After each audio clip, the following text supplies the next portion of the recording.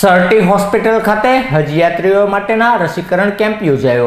ભાવનગર જિલ્લા હજ ખિદમત કમિટી દ્વારા હજ યાત્રીઓ માટે ભાવનગરની સરટી હોસ્પિટલ ખાતે રસીકરણ કેમ્પનું આયોજન કરવામાં આવ્યું હતું, જેમાં જિલ્લામાંથી કુલ 491 હજ યાત્રા માટે જવાના છે, જેમનું રસીકરણ કરવામાં આવ્યું હતું।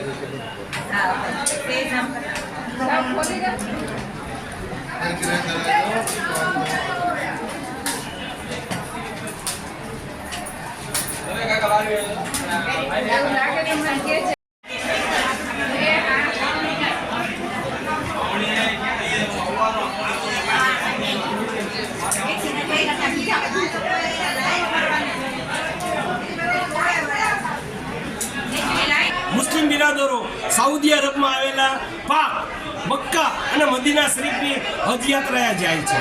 આ હજ યાત્રા જવા માટે રસીકરણ ફરજિયાત છે।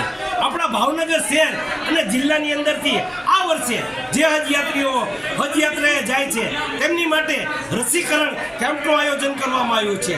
આ કેમ્પની અંદર સરટી હોસ્પિટલ અને તમામ ભાઈઓએ સારો સાથ અને સહકાર આપ્યો છે।